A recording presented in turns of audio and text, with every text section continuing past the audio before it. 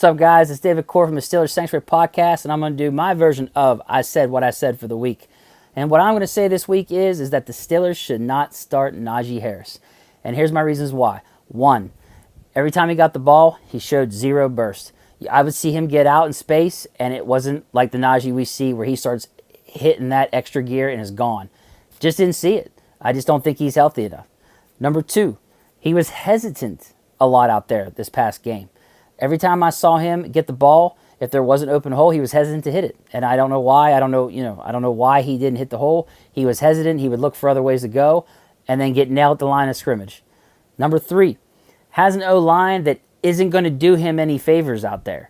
Like, he averaged like 2.8 yards a carry. This O-line, for some reason, was just horrible against a very strong defensive front with the Bengals. And with the Pats, it ain't going to get any easier. Number four, even Brian Baldinger watched film on Najee and admitted, he was on 93.7 The Fan the other day, he admitted that there's something off with Najee. He doesn't seem like the usual Najee. It has to be the injury. Even the experts are saying it, guys, so it ain't just me. Number five, Tomlin has tried to pump the brakes on him playing this weekend. Like, he goes, yeah, it must be nice to be young, but, we'll see how he looks. We'll see how much of his participation in practice is. So, even Tomlin's like, yeah, I'm not sure yet whether he's going to be ready or not for this next game. If Tomlin's thinking it already, then maybe there's a sign there, Number six, why is him and Tomlin not on the same page with this injury? Like, I don't understand. Like, Tomlin will say that it was not the Lisfranc injury. He'll say it was. He says it's some other thing. I've been seeing a lot of this go on the past month and a half with him and Najee where they're not on the same page. So to me, if there's some kind of form of them not being on the same page, not sure what's really hurting him or what is, then it's time to maybe take a game off.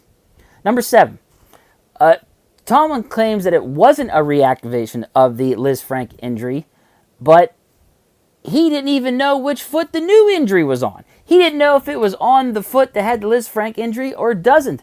So that to me makes no sense, man. How the fuck don't you know which ankle is injured if it's the one that the Lisfranc injury's on? To me, that's extremely important to know which one of your star running back that got this new injury on. Number eight, the Pats were fifth in yards allowed this past weekend. They only gave up like 65 yards. They only allowed an average of 2.8 yards a carry. They gave up 0 TDs last week. And now you want to throw Najee into this? It ain't going to go well. He ain't going to do that great if he's injured, if he's not 100% healthy. So why even go through all this against a tough run defense? It's not going to bode well for him. Number nine, Jaylen Warren is more than capable of being as productive as an injured Najee Harris.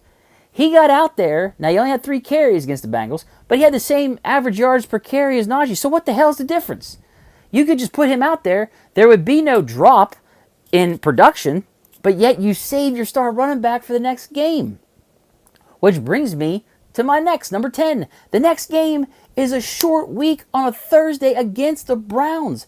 This is a division game that is more important than this game against the Patriots. I know it's an AFC game, but at the same time, you want to run this division. You got to win the North, and they got to make sure they are ready to go against the Browns. I know the Browns don't have Mr. Watson there, but at the same time, they still got a really good team. So you got to have as many guys as you can 100% healthy, ready to go, especially your star running back. So you really want to have him play this game just to turn around and 4 days later have to play the Browns? And it's in Cleveland, I do believe. So I don't think that's a great idea. Number 11. Tomlin's claiming that it isn't the Lisfranc injury. But but some of the reporters are saying that it is. It is an aggravation of the Lisfranc injury. And if it is truly the Lisfranc injury got re-aggravated, he needs to sit. I would rather him sit one game as opposed to him go out there and now we lose him for 5-6 games. It's not worth it. It's not worth one game is not worth losing him for 5 or 6 games.